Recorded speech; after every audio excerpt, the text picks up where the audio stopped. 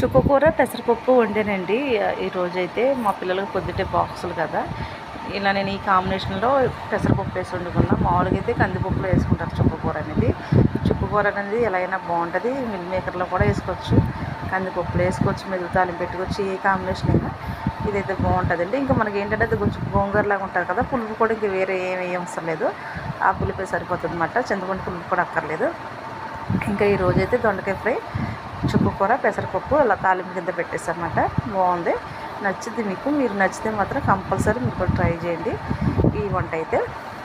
నేను ఫస్ట్ అయితే పెసరపప్పు అనేది ఉడకబెట్టేసుకున్నాను. ఈ పెసరపప్పు అనేది కొంచెం మనకు తొందరగా ఉడికిపోతుంది కదా, కందిపప్పు అంటే కొంచెం లేట్ అవుతుంది. గిన్నెలో పెసరపప్పు పెట్టుకుని ఉడకబెట్టుకుని అది ఉడికిన తర్వాత ఉల్లిపాయలు, పచ్చిమిరపకాయలు, ఒక టమాటా వేసుకుని, టమాటా కూడా వేసాను కొంచెం బాగుంటుందని, టమాటా వేసుకుని అవన్నీ ఉడికిన తర్వాత కొంచెం పసుపు, సాల్ట్ వేసుకున్నాను.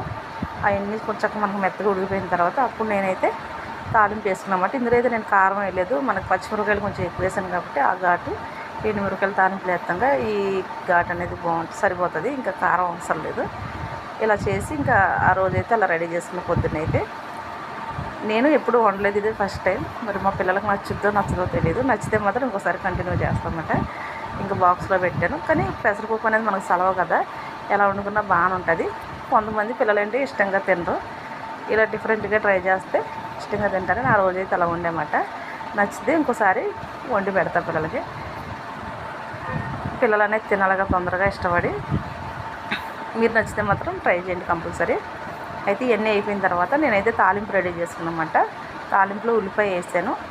ఉల్లిపాయ వేసుకుంటే కొంచెం డిఫరెంట్గా ఉంటుందని నేనైతే తాలింపు ఉల్లిపాయ వేయను. మా అత్తగారు అలా వేసేవాళ్ళు అన్నమాట. తాలింపులో, పప్పు తాలింపులో అది ఉల్లిపాయ ఏది వేసుకుని వండుకునేవాళ్ళు. నేను ఇంకా ఆ రోజు ఉల్లిపాయ వేసి తాలింపు వేసాను. ఉల్లిపాయ, ఆవాలు, జీలకర్ర, ఎండుమిరపకాయలు, ఇంకా కరివేపాకు ఏమి వేయకుండానే మామూలుగా పెట్టేసామంట నార్మల్గానే. ఇవన్నీ వేసుకుని తాలింపు వేసేసి కొంచెం గట్టిగా ఉందని వాటర్ పోసాను. వాటర్ కూడా పోస్తే కొంచెం పలుసుకుంటే కొంచెం ఇష్టంగా తింటారు కదా గట్టితనంగానే. ఇంకా అలా చేసానమాట. కొంచెం మరగనిచ్చి కట్టేసుకున్నానండి. నా ఛానల్ కానీ మీకు నచ్చినట్టయితే, ఫస్ట్ టైం చూసినట్టయితే లైక్ చేయండి, షేర్ చేయండి, సబ్స్క్రైబ్ చేసుకోండి. మీరు లైక్ ఇవ్వడం వల్ల నా వీడియోస్ అయితే ఇంకా కొంతమందికి వెళ్తాయన్నమాట. నేను బయట వెళ్ళిన వీడియోస్ కూడా పెడుతున్నానండి. టెంపుల్కి వెళ్ళినా, బయట ఎక్కడికైనా వెళ్ళినా కూడా కొన్ని వీడియోలు తీస్తున్నాను ఊరిని. అవి కూడా నచ్చితే మాత్రం కంపల్సరీ లైక్ చేయండి. కొన్ని వంటలు పెడతా, కొన్ని ఇవి పెడతాను. ఈ వీడియో ఇంతేనండి. నచ్చితే మాత్రం కంపల్సరీ లైక్ చేయండి.